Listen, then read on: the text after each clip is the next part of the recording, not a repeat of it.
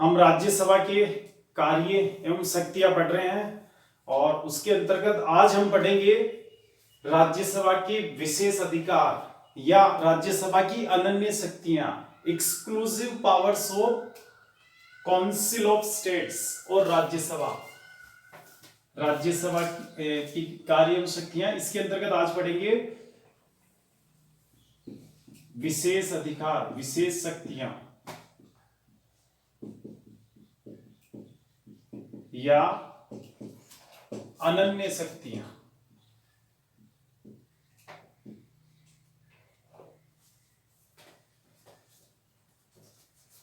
विशेष शक्ति या अनन्य शक्ति।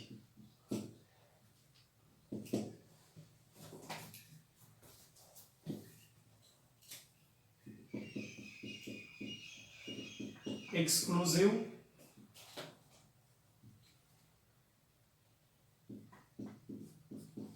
पावर,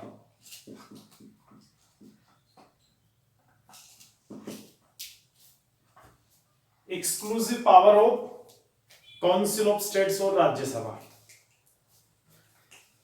इसका मतलब ये होता है कि ये ऐसी शक्ति है, ये ऐसा अधिकार है जो केवल और केवल राज्यसभा को ही मिला हुआ है, लोकसभा को नहीं मिला हुआ है। अब तक हमने पढ़ा था कि जैसे राष्ट्रपति का निर्वाचन है तो उसकी शक्तियां दोनों को ही है, राज्यसभा को भी है और लोकसभा को भी है ना, लोकसभा को भी, अकेले राज्यसभा को नहीं है। जिसे हमने पढ़ा था संविधान में संशोधन, तो संशोधन करने का पावर दोनों को ही है, राज्यसभा को भी है और साथ में लोकसभा को भी है। यानी अकेली राज्यसभा ही संविधान में संशोधन नहीं कर सकती, अकेली राज्यसभा ही उपराष्ट्रपति का निर्वाचन नहीं कर सकती, अकेली राज्यसभा ही राष्ट्रपति का निर्वाचन नहीं कर सकती, अकेली राज्यसभा ही राष्ट्रपति को नहीं हटा सकती है, अकेली राज्यसभा ही सुप्रीम कोर्ट के या उच्च न्यायालय के जज को नहीं हटा सकती है। उसको साथ में स्कोर पावर दिया हुआ है लोकसभा को, यानी उसके पास के राज्यसभा के पास सारा का सारा पावर नहीं है, पावर आधा ही है उसके पास, आधा पावर लोकसभा के पास है। मंत्रिपरिषद पर नियंत्रण का मामला है तो नियंत्रण वैसे लोकसभा अधिक रखती है, वो तो हटा भी सकती है, नियंत्रण हालांकि ये भी रखती है, जैसे ध्यानाकर्षण प्रस्ताव, स्थगन प्रस्ताव ये भी ला सकती है, लोकसभा भी ला सकती है। यानी मैं क्या कहना चाहता हूं कि वो जो अब तक हमने अधिकार पढ़े, राज्यसभा की जो शक्तियां पढ़ी, वो लोकसभा को भी प्राप्त है, तो इसलिए उनको विशेष अधिकार, विशेष शक्ति या अनन्य शक्ति नहीं कहते हैं। अनन्य शक्ति का मतलब ऐसी शक्ति जो सिर्फ राज्यसभा को, ये लोकसभा को नहीं है। वो कौन सी है ये जानेंगे, एग्जाम में कई बार पूछा जाता है, इंपॉर्टेंट टॉपिक है ये। अब इसको शुरू करें तो उससे पहले मैं आपको हमारे पुराने वीडियोस की तरफ ले जाना चाहता हूं, और वो उससे वीडियोस की तरफ जाएं उससे पहले एक मैं आपको, आपके इर्द गिर्द आप एक फैक्ट को देखते हो, उस पर मैं आपका ध्यान दिलाना चाहता हूं। देखो, हमने देखा जो सरपंच है उसके मामले में कि सरपंच बनने के लिए शैक्षणिक योग्यता कितनी होनी चाहिए। अब आप अलग अलग राज्यों में जाएं, मध्य प्रदेश में जाएं 5वीं पास होना चाहिए, केरल में जाएं 8वीं पास होना चाहिए, अरुणाचल प्रदेश में जाएं सरपंच बनने के लिए किसी प्रकार की शैक्षणिक योग्यता की आवश्यकता नहीं है। राजस्थान में जाएं, अभी 2020 में क्या स्थिति है कि सरपंच बनने के लिए किसी प्रकार की शैक्षणिक योग्यता नहीं चाहिए, अनपढ़ आदमी भी सरपंच बन सकता है। वही राजस्थान में 2015 में नियम क्या था, सरपंच बनने के लिए कम से कम व्यक्ति को 8वीं पास होना चाहिए, तभी वो सरपंच का चुनाव लड़ सकता है। इसका मतलब क्या है कि सरपंच की शैक्षणिक योग्यता के मामले में अलग अलग राज्यों में अलग अलग नियम है, अलग अलग कानून बने हुए हैं, और एक ही राज्यों में अलग अलग समय में अलग अलग कानून बनाए गए हैं। राजस्थान में 2015 में क्या कानून था और अभी 2020 में क्या कानून है। तो एक तो ये बात हुई सरपंच के मामले में। अब चलें आप विधायक की योग्यता। भारत में 28 विधानसभाएं हैं और 28 तो राज्यों की विधानसभाएं हैं, 3 केंद्र शासित प्रदेशों की विधानसभाएं हैं। इनके जो सदस्य हैं विधायक कहलाते हैं। इन विधायकों को कि शैक्षणिक योग्यता के मामले में क्या कानून बना हुआ है। आप जानते हैं विधायक बनने के लिए किसी प्रकार की शैक्षणिक योग्यता नहीं चाहिए। अनपढ़ व्यक्ति भी विधायक का चुनाव लड़ सकता है, विधानसभा का सदस्य बन सकता है, एमएलए के रूप में निर्वाचित हो सकता है। अब एक बात तो ये रही, लेकिन इसके साथ ही बड़ी बात ये है कि सभी राज्यों में यही नियम है। केरल में विधायक बनने के लिए यही नियम है कि किसी व्यक्ति को अगर विधायक का चुनाव लड़ना है तो उसके लिए किसी शैक्षणिक योग्यता का धारित करना आवश्यक नहीं है। जम्मू कश्मीर में भी यही नियम है, नागालैंड में भी यही नियम है, गुजरात में भी यही नियम है, राजस्थान में भी यही नियम है कि विधायक बनने के लिए आपको किसी तरह की शैक्षणिक योग्यता का रखना अनिवार्य नहीं है। सभी में यही नियम है ना विधायक के मामले में। फिर विधायक में सरपंच में इतना अंतर क्यों है? सरपंच के मामले में देखा आप अलग अलग राज्यों में अलग अलग स्थिति है, अलग अलग योग्यताएं निर्धारित की हुई है, और एक ही राज्य में अलग अलग समय में अलग अलग योग्यताएं रख दी जाती है। जैसे मैंने आपको राजस्थान का उदाहरण बताया, तो ऐसा क्यों है? इसके लिए अब वापस चलते हैं पुरानी वीडियो की तरफ। मैंने आपको बताया था भारत में 2 स्तर पर व्यवस्थापिका संस्थाएं हैं, यानी व्यवस्थापिका का मतलब होता है कानून निर्माण करने वाली संस्था, जिसे विधायिका भी कहते हैं। तो भारत में विधायिकाएं 2 स्तर पर पाई जाती है। एक है राष्ट्रीय स्तर की विधायिका, राष्ट्रीय स्तर की व्यवस्थापिका जिसे संसद कहते हैं, इसे संघीय व्यवस्थापिका भी कहते हैं, केंद्रीय व्यवस्थापिका भी कहते हैं, संघीय विधायिका भी कहलाती है, केंद्रीय विधायिका भी कहलाती है। और इस केंद्रीय विधायिका व्यवस्थापिका को भारत में संसद कहा जाता है। ये संसद क्या होती है? पूरे भारत के लिए कानून बनाती है। संसद जो कानून बनाती है वो पूरे भारत में एक समान रूप से लागू होता है, उस कानून में भिन्नता नहीं होती है। अब चलें दूसरे स्तर की व्यवस्थापिका। भारत में 28 राज्य हैं और 8 केंद्र शासित प्रदेश हैं। तो 28 और उन 8 में से 3 केंद्र शासित प्रदेश दिल्ली, जम्मू कश्मीर और पुदुचेरी, यहां पर भी कानून निर्माण करने वाली संस्था है, वहां पर भी व्यवस्थापिका है। प्रत्येक राज्य में व्यवस्थापिका है, विधायिका है, लेकिन वहां नाम क्या है उसका? वहां संसद नहीं कहते उसको, उसे कहते हैं विधानमंडल। क्या कहेंगे? विधानमंडल। अब ये जो विधानमंडल है इसके 2 सदन होते हैं, एक सदन विधानसभा कहलाता है, दूसरा सदन विधान परिषद कहलाता है। समझे? अब लेकिन 31 व्यवस्थापिकाएं, या यूं कहे कि 28 राज्यों में और 3 केंद्र शासित प्रदेशों में, यानी 31 में ही सभी में ही विधानमंडल द्विसदनीय नहीं है। केवल 6 राज्य ही ऐसे हैं, यानी 6 व्यवस्थापिकाएं ऐसी है, 6 विधानमंडल ही ऐसे हैं जहां 2 सदन पाए जाते हैं, एक विधानसभा और एक विधान परिषद। बाकी 22 राज्य प्लस 3 केंद्र शासित प्रदेश ऐसे हैं जहां सिर्फ एक सदन पाया जाता है। यानी वहां की जो व्यवस्थापिका है, वहां की जो विधायिका है, वहां का जो विधानमंडल है वो एक सदनीय है। अब इनका काम क्या होता है? ये जो राज्य स्तर के, ये केंद्र शासित प्रदेश स्तर के जो विधानमंडल है, इनका काम भी कानून बनाना होता है, लेकिन इनके बनाए कानून उस राज्य की सीमा तक ही लागू होंगे। राजस्थान के विधानमंडल ने जो कानून बनाया, राजस्थान की विधानसभा ने कोई नियम बनाया, वो केवल राजस्थान की सीमाओं तक ही प्रवर्तित रहेगा, लागू रहेगा। राजस्थान से बाहर वो लागू नहीं होगा, समझे? लेकिन संसद जो कानून बनाती है वो कानून पूरे भारत में लागू होता है, समझे? अब आपके दिमाग में बात आ रही होगी कि साहब कानून बनाने वाली 2 संस्थाएं हो गई देश में, एक राष्ट्रीय स्तर की संसद और एक राज्य स्तर की विधानमंडल, फिर दोनों में झगड़ा नहीं होता क्या? आपस में टकराते नहीं क्या? भाई विवाद तो हो ही सकता है ना, कि वो तो कहेगा नहीं इस मामले में मैं कानून बनाऊंगा, वो कहेगा नहीं हम बनाएंगे। तो इसके लिए विवाद की स्थिति रखी नहीं गई है। हमारे संविधान निर्माता बड़े ही दूरदर्शी थे, उन्हें मालूम था लड़ेंगे दोनों ही, तो उन्होंने क्या किया? संविधान बनाते समय ही इनके जो अधिकार है वो बांट दिए। ये तय कर दिया, ये निर्धारित कर दिया गया कि कौन से विषय पर संसद कानून बनाएगी और कौन से विषय पर राज्यों के विधानमंडल कानून बनाएंगे। अब इसके लिए हमने आपको बताया था कि भारत के जो संविधान निर्माता है उन्होंने 3 सूचियां बनाई थी। संघ सूची, राज्य सूची और समवर्ती सूची। और उन्होंने क्या किया, 97 विषय ऐसे हैं जो इस संघ सूची में रखे गए, 66 विषय इसमें रखे गए और समवर्ती सूची में रखे गए 47 विषय, और एक बनाया अवशिष्ट विषय। इसमें कोई निश्चित नहीं है विषय, उस वक्त कोई विषय नहीं था, अवशिष्ट विषय खाली थी ये सूची एक तरह से।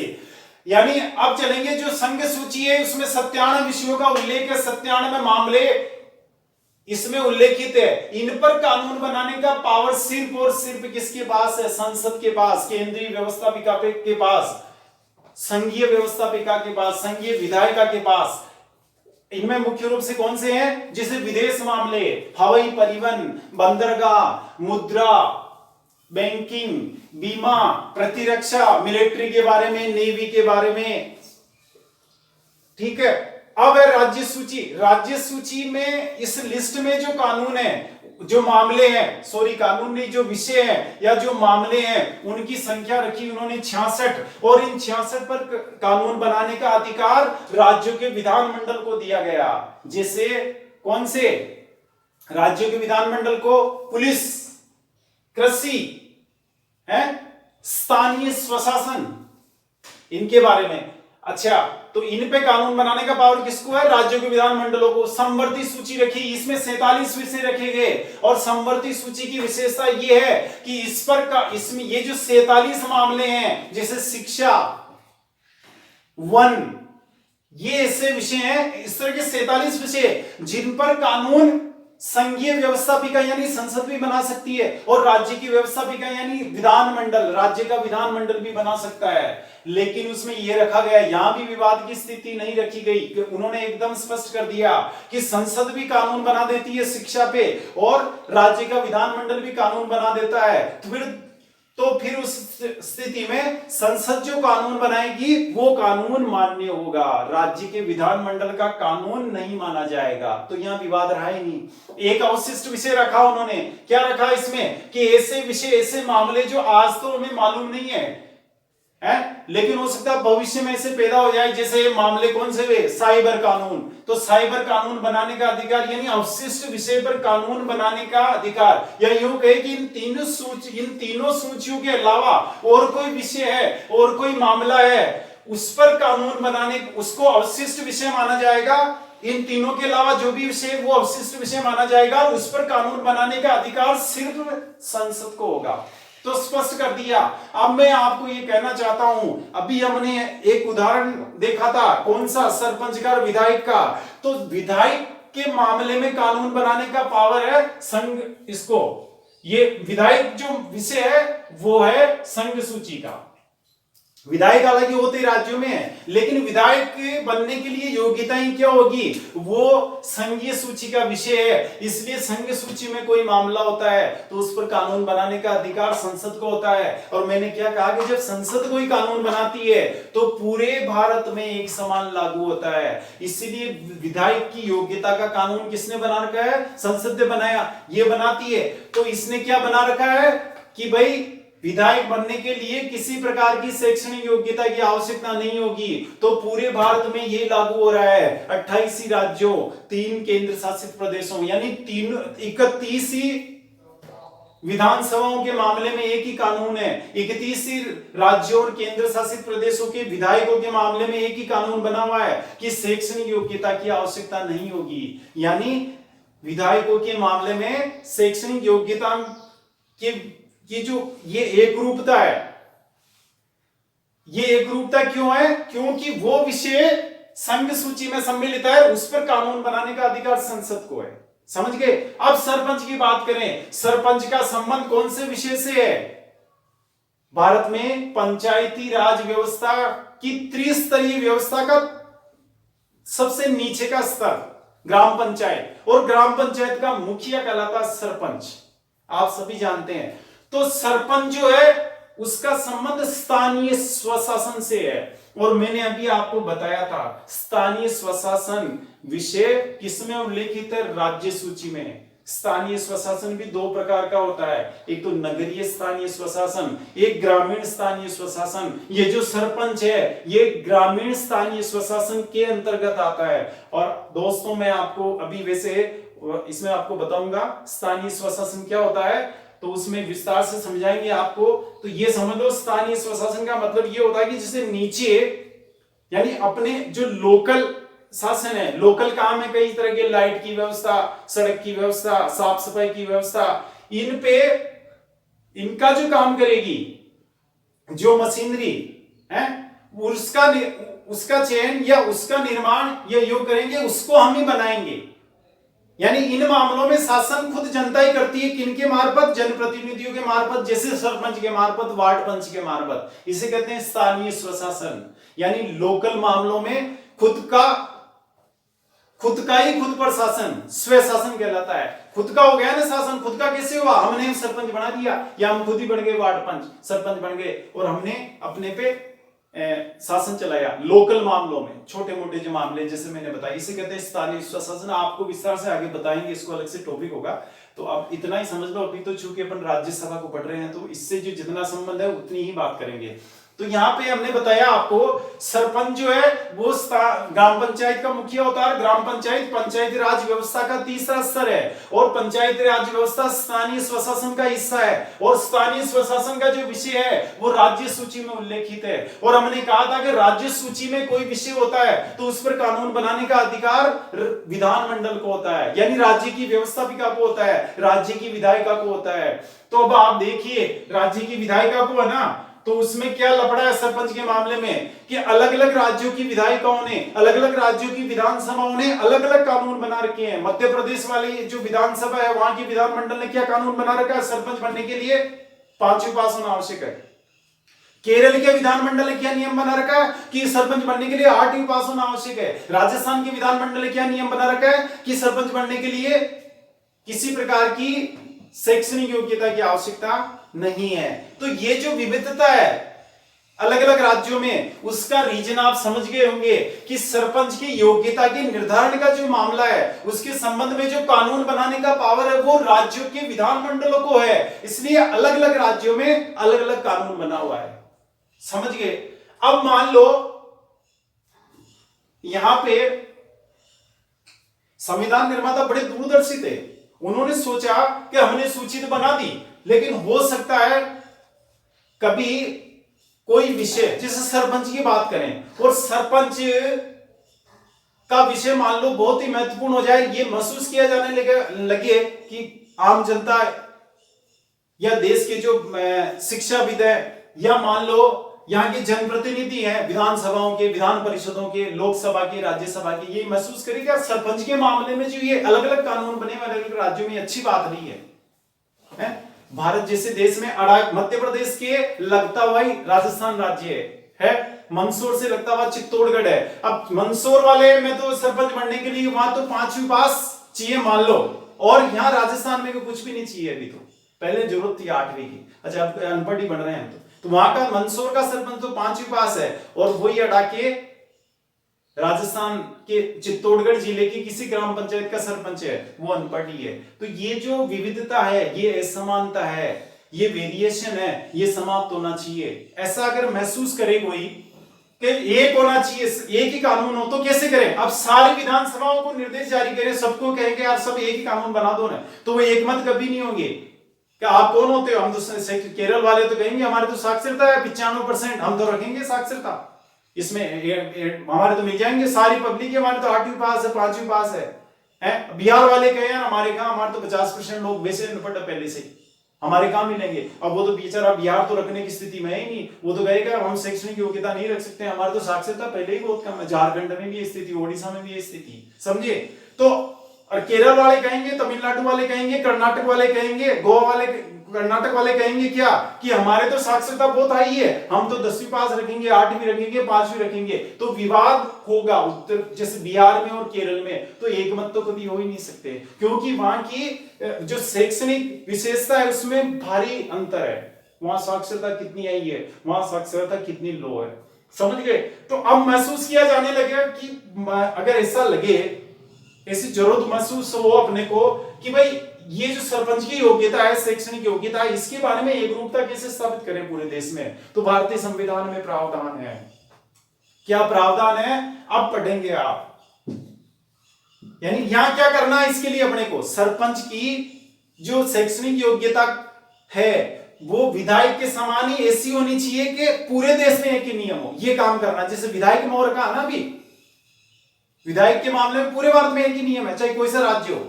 बिहार जैसा कम साक्षरता वाला राज्य, वहां भी नियम ये है कि विधायक बनने के लिए बिहार में भी शैक्षणिक योग्यता की आवश्यकता नहीं है। और केरल जैसा हाई साक्षरता वाला, लगभग 100% जो साक्षरता है, वहां भी नियम यही है कि विधायक बनने के लिए शैक्षणिक योग्यता की आवश्यकता नहीं है। केरल में भी विधायक तो अनपढ़ भी बन सकता है ना। ये एक रूपता जैसे इसमें है, वैसी की वैसी सरपंच में भी अपने को करनी है। तो इसका मतलब क्या करना पड़ेगा, यानी अपने को कानून बनवाना पड़ेगा संसद से। अब संसद बनाए तो कैसे बनाए कानून, कहीं संविधान में तो लिखा ही नहीं है, क्योंकि संविधान निर्माताओं ने क्या कर दिया, यहाँ स्थानीय स्वशासन को किस में डाल रखा है, राज्य सूची में। तो फिर संविधान का उल्लंघन हो जाएगा अगर संसद ऐसे बना दे। इस स्थिति में अगर संसद मान लो कि यार सब पब्लिक की भी डिमांड है, सभी जनप्रतिनिधि भी कह रहे हैं कि नहीं साहब संसद बनाए कानून, अब संसद बनाना शुरू कर दे, कोई खुरापाती आदमी हो कोर्ट में चला जाएगा कि साहब संविधान का उल्लंघन हो रहा है, और वो भी संसद कर रही है, देश की जो केंद्रीय व्यवस्थापिका है वो कर रही है उल्लंघन। कैसे कर रही है कि स्थानीय स्वशासन को राज्य सूची में डाला हुआ है संविधान में, और यानी इस पर कानून बनाने का अधिकार राज्यों के विधानमंडलों को है, और वो संसद जबरदस्ती खुद बना रही है कानून। तो ऐसे तो संसद बना नहीं सकती। तो संविधान में क्या प्रावधान कर रखा है संविधान निर्माताओं ने, उन्होंने एक रास्ता छोड़ दिया। यहां अब पढ़ेंगे अपन अनुच्छेद 249 क्या पढ़ेंगे, अनुच्छेद 249।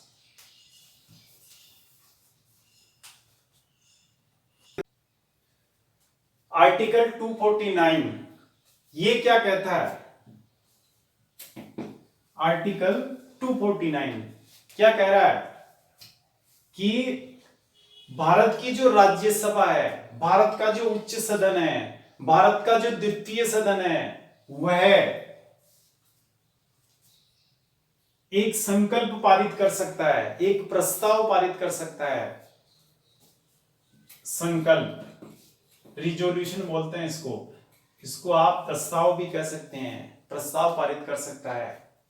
क्या प्रस्ताव, किस बात का प्रस्ताव, क्या लिखा होगा प्रस्ताव में, अभी अपना उद्देश्य क्या है कि हम यहां करना क्या चाह रहे हैं। मैंने आपको यहां जो एग्जाम्पल बताया उस एग्जाम्पल के तहत अपना उद्देश्य क्या है कि हम सरपंच की शैक्षणिक योग्यता के मामले में देश भर में एक कानून बनवाना चाहते हैं, यही पर्पज है ना। तो इसके लिए अपने को जाना पड़ेगा अनुच्छेद 249 में। अब 249 क्या कहता है कि राज्यसभा एक संकल्प, आप क्या पढ़ रहे हैं यहां पे, राज्यसभा की विशेष शक्ति, अनन्य शक्ति, ये राज्यसभा की अनन्य शक्ति है। और क्या है कि एक राज्यसभा एक संकल्प पारित कर सकती है, संकल्प पारित करना आरएस द्वारा, राज्यसभा द्वारा, है ना।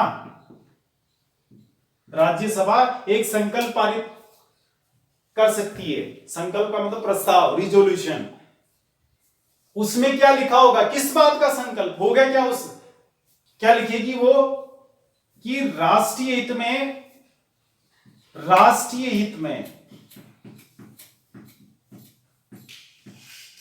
में यह आवश्यक है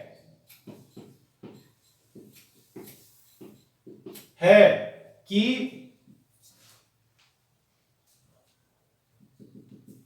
विषय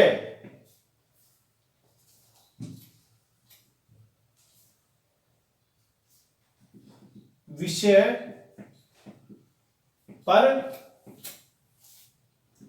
संसद द्वारा कानून बनाया जाए।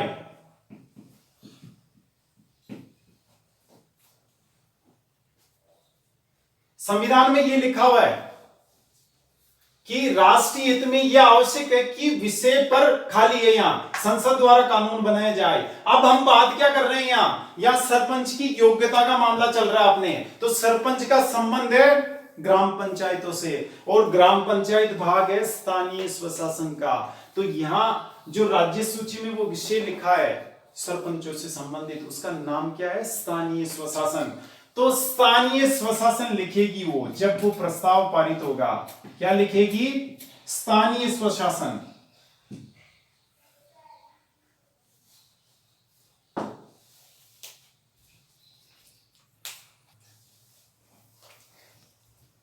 तो क्या यहाँ पे क्या संकल्प संकल्प पारित करना होगा, और संकल्प में क्या लिखा होगा, राष्ट्रीय हित में यह आवश्यक है कि, जैसे हम सरपंच का मामला है ना, तो यहां लिखेंगे स्थानीय स्वशासन।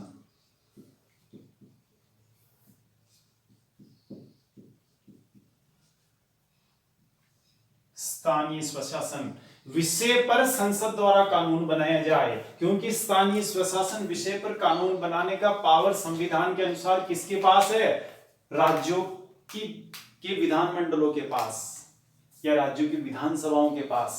तो ये क्या संकल्प पारित कर रही है, क्या प्रस्ताव पारित कर रही है कि राष्ट्रीय हित में, यानी राष्ट्र देश के हित में है, यानी हम ये जो स्थानीय स्वशासन पर कानून बनाने का पावर जो चेंज कर रहे हैं, जो शिफ्ट कर रहे हैं राज्यों के विधानमंडलों से संसद को, वो राष्ट्रीय हित के लिए कर रहे हैं। क्योंकि राष्ट्रीय हित में यानी देश के हित में, पूरे भारत के हित में ऐसा आवश्यक है। एक राज्य के हित की बात नहीं हो रही है, कुछ राज्यों के हितों की बात नहीं हो रही है, पूरे भारत की। राष्ट्रीय हित का मतलब पूरे इंडिया के हित की बात है कि भाई ये जो सरपंच जैसी एक पोस्ट है, गांव का प्रथम नागरिक होता है सरपंच, उसकी योग्यताओं के संबंध में एक रूपता होनी चाहिए पूरे भारत में। तो ये राष्ट्रीय हित का मामला है, यानी राष्ट्रीय हित में यह आवश्यक है कि स्थानीय स्वशासन विषय पर संसद द्वारा कानून बनाया जाए। यानी अब तक कानून बना रही थी राज्यों की विधानमंडल है, तो विधानमंडल बना रहे थे, उसके स्थान पर संसद बनाया जाए। अगर स्थानीय स्वशासन के मामले में यदि हम देखो ऐसा पावर देना संसद को, मान लीजिए वन के मामले में देना है कि वनों के मामले में कानून बनाने का पावर अभी किसके पास है, क्योंकि वन राज्य सूची का विषय है, तो वन पर कानून कौन बनाता है, राज्यों के विधानमंडल बनाते हैं। अब यहाँ अपने को जैसे वन के मामले में संसद को देना पावर राज्यों से हटाकर, तो यहाँ स्थानीय स्वशासन के स्थान पर लिख देंगे वन, कि राष्ट्रीय हित में यह आवश्यक है कि वन विषय पर संसद द्वारा कानून बनाया जाए। ऐसा संकल्प कौन पारित करती है, राज्यसभा। और राज्यसभा संकल्प जब पारित कर देती है तो इस विषय पर कानून बनाने का पावर मिल जाता है संसद को। लेकिन उससे पहले यह समझ लो कि जो संकल्प पारित किया जाएगा उसमें बहुमत कितना चाहिए, ये भी तो जरूरी चीज है ना, कि भाई किसान राज्यसभा की कितने सांसद सहमत होने चाहिए, तब वो संकल्प पारित किया हुआ माना जाएगा। तो इसमें क्या नियम है, उपस्थित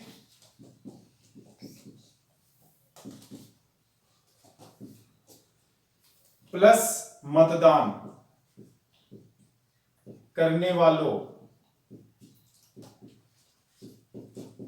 का 2/3, यानी इसका भी 2/3 और इसका भी 2/3 होना चाहिए, जो ज्यादा होगा उससे पारित होना चाहिए।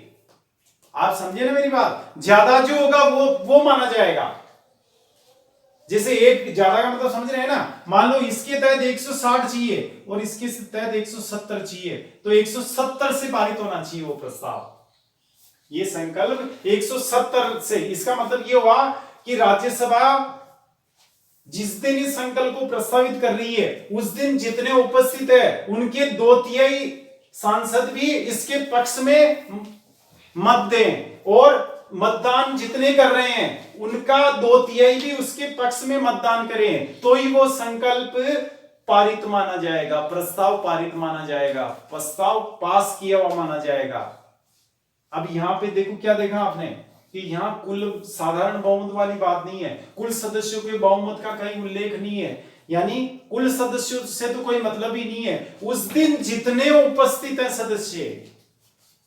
ये विशेष याद रखना आपको कि ये जो संकल्प पारित किया जाता है राज्यसभा द्वारा सरपंच को, जैसे अपन ये मान रहे स्थानीय स्वशासन विषय पर कानून बनाने का पावर दिया जाना संसद को, तो वो जो प्रस्ताव पारित करेगी राज्यसभा, ऐसा संकल्प पारित करेगी, ये लिखा हुआ, तो वो संकल्प पारित होने के लिए कितना बहुमत चाहिए? कुल सदस्यों के बहुमत की आवश्यकता नहीं है यहां, ये ध्यान रखेंगे। यहां पे यहां सिर्फ चाहिए कि उस दिन जो वोटिंग हो रही है और जिस उस दिन वोटिंग प्लस इस पर बहस हो रही है, वाद विवाद हो रहा संसद में, उस दिन जितने उपस्थित है, यानी जैसे वोटिंग होनी शाम को 4 बजे, तो सुबह 11 बजे से लेकर 4 बजे तक कितने उपस्थित है, बहस में कितने आदमियों ने भाग लिया, उनका 2/3 बहुमत, यानी उन सदस्यों के 2/3 सदस्य उसके पक्ष में मतदान करें, उसके फेवर में वोट डालें।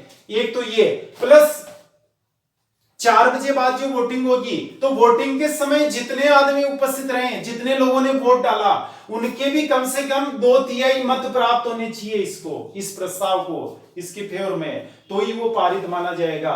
अब वैसे उपस्थित और मतदान करने वालों का 2/3 बहुमत का आशय क्या होता है, इसकी कैलकुलेशन कैसे की जाती है, मैंने पिछले वीडियोस में बहुत विस्तार से आपको बताया है, इसलिए मैं नहीं समझता कि यहाँ अपन इस विषय पर और इस मामले में अपना समय और खराब करें, तो अपने को भी कई चीजें पढ़नी है, पढ़ चुके हैं ना इसको, नहीं पढ़ते तो आपको बताते डिटेल में, आप उसको पढ़ेंगे तो समझ जाएंगे। बस इतना समझ लो यहाँ कि यहाँ पे बहुमत कम से कम 2/3 चाहिए, और 2/3 किसका? उपस्थित और मतदान में भाग लेने वालों का, है ना। अब कर दिया, मान लो उपस्थित और अब 245 सदस्य है, उपस्थिति मान लो 30 आदमी हुए उस दिन, 30 में भी क्यों, गणपूर्ति तो 10% ही होती है ना, 25 में भी काम शुरू हो जाता है राज्यसभा का, तो 30 में से ये मान लो आप कि 20 सदस्य भी इसके फेवर में मतदान कर देते हैं ना, जैसे 20 ही उपस्थित थे, नहीं जैसे 30 थे ना, तो 30 के 30 ही वहां उपस्थित थे, 30 ने वोटिंग की, तो 30 में से अपने को इसको पारित कराने के लिए 20 वोट चाहिए, बस 20 सांसद भी इसके फेवर में मतदान कर देंगे तो ये पारित माना जाएगा। अगर उपस्थित सांसद उस दिन 30 ही है, तो 30 का 2/3 20 ही होता है, समझ गए। चलो पारित कर दिया उन्होंने, बहुमत ये चाहिए। अब जो ही पारित हो गया, तो ये सीधा इसका अर्थ क्या हुआ कि इस विषय पर पारित किया ना ये संकल्प, तो इस विषय पर कानून बनाने की शक्ति अब प्राप्त हो गई संसद को शक्ति प्राप्त हो गई ना। तो अब संसद कितने समय तक कानून बना सकती है? क्या स्थायी रूप से पावर मिल गया क्या संसद को? भाई देखो एक बात समझो, यहां ऐसा नहीं हुआ है कि राज्य सूची के विषय को, जो स्थानीय स्वशासन का विषय है, उसको यहां से हटाकर हमने इसमें डाल दिया, संघ सूची में नहीं डाल रहे हैं, वो तो फिर संशोधन होता है, वो संविधान संशोधन होता है, उसमें तो फिर संसद काम करती है पूरी, यानी लोकसभा का भी रोल होता है, या लोकसभा का कोई रोल नहीं है। यानी क्या समझ रहे हैं आप, अपन इस सूची, जो राज्य सूची का विषय है स्थानीय स्वशासन, इसको परमानेंट उठाकर इसमें नहीं डाल रहे हैं राज्य संघ सूची में, हम सिर्फ अस्थायी रूप से, यानी इसको कुछ समय के लिए संसद को दे रहे हैं पावर कानून बनाने का, यानी कुछ समय तक संसद के पास चला जाएगा, तो फिर उस दौरान राज्यों के पास नहीं रहेगा ये कानून बनाने का पावर, तो कुछ समय के लिए दे रहे हैं, ऐसा मत समझ लेना कि परमानेंट देने का पावर है ये परमानेंट, इससे परमानेंट नहीं चला जाएगा संसद के पास, परमानेंट भेजने के लिए तो फिर वो संशोधन होता है। यहाँ क्या समझेंगे, अस्थायी रूप से दे रहे हैं। अस्थायी का मतलब एक बार जब प्रस्ताव पारित होता है, ये संकल्प पारित होता है ना, तो फिर वो 1 साल तक के लिए पावर मिल जाएगा संसद को, 1 साल तक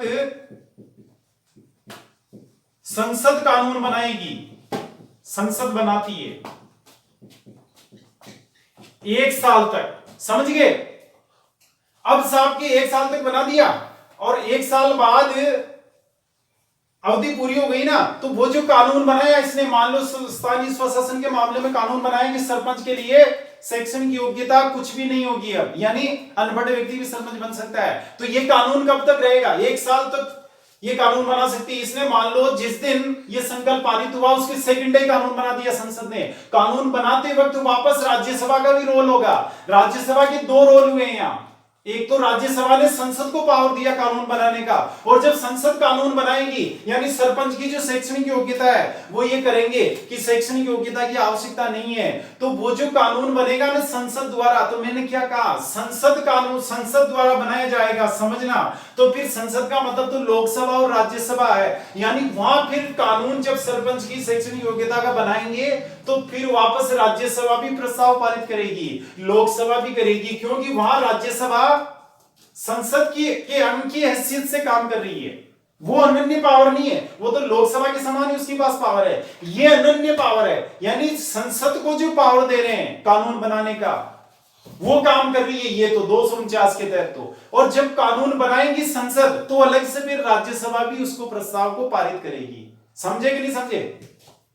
तो यहां अब 1 साल तक संसद कानून बना सकती है, लेकिन अब 1 साल तक बनाया ना, 1 साल तक बना दिया, 1 साल की यानी जिस दिन ये संकल्प पारित हुआ उसके सेकंड डे कानून बना दिया उसने। 1 साल तक वो वैसे अवधि रहती, वो चाहे तो 10 महीने बाद भी बना सकती है, 6 महीने बाद भी बना सकती है। मान लीजिए इन्होंने ऐसा संकल्प पारित किया 1 जनवरी को, 1 जनवरी को पारित किया ना,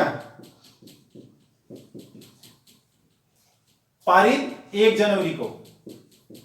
अब आप समझे इसको, 1 जनवरी को पारित हुआ तो अब संसद ने मान लो कानून बनाया नहीं, जनवरी में भी नहीं बनाया, फरवरी में भी नहीं बनाया, मार्च अप्रैल मई तक नहीं बनाया, तो उसके पास कब तक लास्ट डेट कब तक रहेगी, डेडलाइन कब तक रहेगी कानून बनाने की? वो 31 दिसंबर तक ही कानून बनाने का पावर रखती है। अगर 1 जनवरी से लेकर 1 जनवरी को इसने प्रस्ताव पारित कर दिया, इसने पावर दे दिया उसको, अब 1 जनवरी से लेकर 31 दिसंबर तक ही संसद के पास पावर रहेगा कानून बनाने का। किस पर? स्थानीय स्वशासन पर, सरपंच की योग्यता के मामले में। अगर 31 दिसंबर तक संसद ने कानून नहीं बनाया तो फिर 1 जनवरी से उसका पावर खत्म हो जाएगा अगले साल से। ऐसा नहीं कि परमानेंट पावर देती है, 1 साल के लिए पावर देती है। 1 साल के अंदर बनाना है तो बना दो, नहीं तो फिर 1 साल में तो ये खत्म हो जाएगा। मान लो इसने 1 जनवरी को संकल्प पारित हुआ और कानून बना दिया 2 जनवरी को, संसद ने 2 जनवरी को ही बन गया, बना दिया ना, तो फिर क्या होगा? ये लागू कब तक रहेगा? अगले साल 2 जनवरी तक लागू रहेगा कानून। अगले साल 2 जनवरी से फिर 6 महीने और जोड़ दो, यानी जिस दिन ये कानून बनाती है ना, कानून बनाती है, जिसे 2 जनवरी को कानून बनाया, अच्छा लास्ट डेट क्या थी इसको, जो कानून बनाने का पावर जो है ये कब तक रहेगा इसके पास? 31 दिसंबर के तक। तो अब जैसे ये 2 जनवरी को जो कानून बना, ये लागू रहेगा कानून 30 जून, यानी 31 दिसंबर के बाद 6 महीने और जोड़ दो, यानी 1 साल तक तो पावर रहता है, यानी उसके पास शक्ति रहती है। इसको ऐसे समझे आप। एक बार इसका आप शॉर्ट ले ले तो मैं थोड़ा सा इसको डिटेल में बता देता हूं, ऐसे समझ में नहीं आएगा।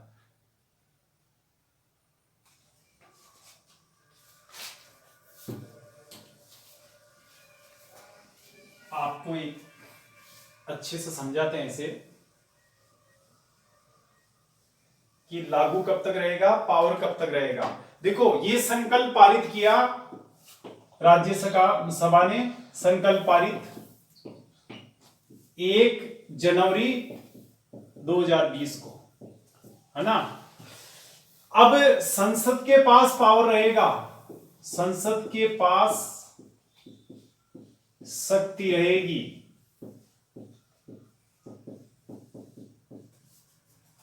31 दिसंबर 2020 तक, समझे।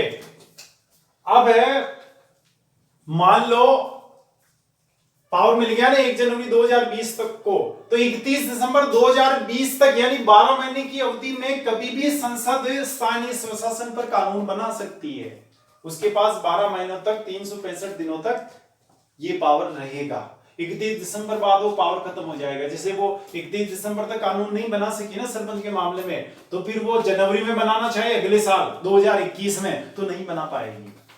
अब जैसे मान लो उसने कानून बना दिया, कानून बनाया,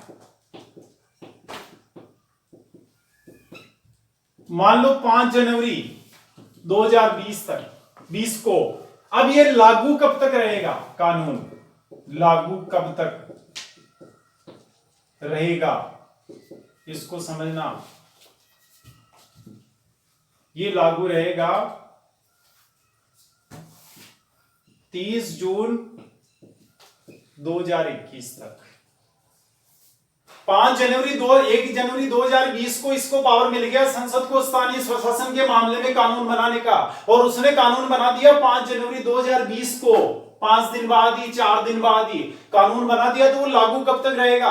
वो लागू रहेगा 30 जून 2021 तक, अगले साल, है ना, लगभग 1.5 साल तक लागू रहेगा ये। 5 जनवरी को बना रहे हैं। अगर उसने 5 जनवरी को नहीं बनाया और 5 अप्रैल को बनाया तो भी लागू तो ये 30 जून 2021 तक ही रहेगा। उसने मान लो 5 जुलाई को बनाया तो भी लागू 30 जून 2021 तक ही रहेगा। उसने मान लो 31 दिसंबर को बनाया तो भी कानून 30 जून 2021 तक ही रहेगा। और उसने मान लो 1 जनवरी 2021 को बनाया तो 1 जनवरी 2021 को तो बना ही नहीं सकती। समझ गए? वो अधिकतम कानूनी लास्ट डेट क्या है कानून बनाने की? 31 दिसंबर 2020। अब 31 दिसंबर 2020 को बनाया ना, तो कानून कब तक लागू रहेगा? 30 जून 2021 तक। यानी क्या समझे आप? उसने मान लो कानून बना दिया कि सरपंच की जो शैक्षणिक योग्यता है वो कुछ भी नहीं होगी आज से पूरे भारत में, तो ये कानून बन गया। 31 दिसंबर को कानून बनाया तो ये लागू 6 महीने तक रहेगा, 30 जून तक। 30 जून के बाद फिर वापस राज्यों की जो विधानमंडल है वो अपना अपना कानून बना सकते हैं। फिर संसद का जो कानून बना हुआ है वो लागू नहीं रहेगा। संसद का कानून जो बना वो 30 जून 2021 तक ही रहता है। यानी चाहे संसद ने वो कानून 31 दिसंबर तक बनाया हो या 1 जनवरी को बनाया हो, कभी बनाया हो इस 1 साल की अवधि में, उसकी लास्ट डेट जो रहेगी कानून की वो 30 जून 2021 तक रहेगी, आगामी साल। इसका मतलब क्या हुआ कि संसद को जब ये पावर मिलता है तो पावर 1 साल के लिए मिलता है। पावर मिलने की लास्ट तारीख कि जो खत्म होने की तारीख है उससे 6 महीने आगे तक वो कानून लागू रहता है, जो कानून उसने इस पावर मिलने के तहत बनाया है। सरपंच की जो योग्यता उसने चेंज की ना, 5वीं से घटाकर क्या कर दी? नील कर दी बिल्कुल, कि कुछ कोई योग्यता नहीं चाहिए शैक्षणिक। तो वो जो कानून बनाया वो कब तक लागू रहेगा? ये जो पावर, कानून बनाने का पावर रहने की जो लास्ट तारीख है कौन सी? 31 दिसंबर 2020। इस तारीख से आगामी 6 महीने तक वो कानून बना रहता है। फिर वो कानून स्वतः ही समाप्त हो जाता है और फिर केंद्र की जो राज्यों की जो विधानमंडल है, जो विधानसभाएं हैं, वो अपना वापस कानून बना सकती है। केरल के दिमाग में जज जाएगा नहीं हम तो साक्षर राज्य है, हमारा तो पूरा राज्य साक्षर है, तो फिर हम तो 8वीं पास रखेंगे, तो वो वापस 8वीं पास कर सकते हैं उस पर।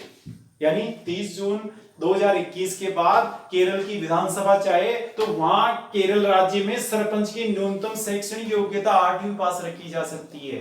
इसका मतलब समझ गए ना? ये जो इस तरह राज्य सूची के विषय पर, यानी क्या इसका मतलब क्या हुआ? कुल मिलाकर इस उदाहरण से अपन क्या समझना चाहते हैं कि अनुच्छेद 249 के तहत भारत में राज्यसभा को एक अनन्य शक्ति मिली हुई है, एक्सक्लूसिव पावर मिला हुआ है। क्या पावर है? कि वो यदि ये संकल्प पारित कर देती है कि अमुक विषय राष्ट्रीय महत्व का होने की वजह से संसद द्वारा उस पर कानून बनाया जाना चाहिए, तो फिर संसद उस पर कानून बना सकती है। कौन से? राज्य सूची के विषय पर। लेकिन जिस दिन संसद को कानून बनाने का पावर प्राप्त होता है, उस पावर से आगामी 1 साल तक ही वो उस पर कानून बना सकती है। और इस 1 साल की अवधि में उसने जो कानून बनाया वो अगले साल, वो आगामी, वो जो पावर खत्म होने की तारीख है उसके 6 महीने आगे तक कानून बना रहता है, उसका प्रभाव बना रहता है। बाद में वो कानून प्रभावहीन हो जाता है।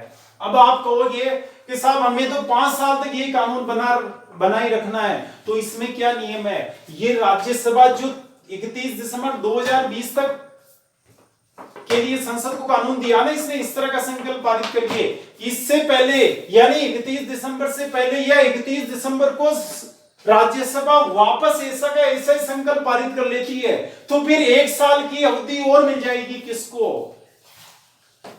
संसद को कानून बनाने की इस स्थानीय स्वशासन पे। यानी अब वो कानून बनाने का पावर कब तक रखेगी? 31 दिसंबर 2021 तक। यानी अगर इसने 1 साल 31 दिसंबर को वापस संकल्प पारित कर दिया कि हम 1 साल के लिए संसद को या राष्ट्रीय महत्व का विषय घोषित करते हैं स्थानीय स्वशासन को और इस पर कानून बनाने का पावर देते हैं संसद को, तो संसद को 1 साल के लिए और पावर मिल जाएगा। ऐसे ही कितनी बार एक एक साल के टुकड़े में बढ़ाया जा सकता है, उसकी कोई सीमा नहीं है। और राज्यसभा चाहे तो 10 साल तक भी बनाए रख सकती है उस पावर को, बस उसको हर साल रिन्यू करना पड़ेगा, संकल्प को हर साल नया संकल्प पारित करना पड़ेगा। बहुमत वही 2/3, समझ गए? तो ये इसमें प्रावधान है और 6 महीने तक वो बना रहता है और असीमित अवधि तक इसे बनाए रख सकते हैं। तो इसको याद रखेंगे, एग्जाम में पूछा जाता है। ये अनन्य शक्ति है राज्यसभा की, ये पावर सिर्फ और सिर्फ राज्यसभा के पास है। इतना बड़ा पावर जो है ना, ये किसके पास है? राज्यसभा के पास। अनुच्छेद 249 याद रखना, आपको एकदम एग्जाम में कई बार पूछा गया है। अनुच्छेद 249 का संबंध किससे है, या राज्यसभा को कौन से अनुच्छेद के तहत राज्य सूची के किसी विषय को राष्ट्रीय महत्व का घोषित करने का अधिकार मिला हुआ है, इस अनुच्छेद के तहत मिला हुआ है। कितनी बार कितने एग्जाम्स में क्वेश्चन रिपीट हो चुका है, तो इसलिए आपको एकदम याद रखना है। मैंने डिटेल में इसलिए समझाया।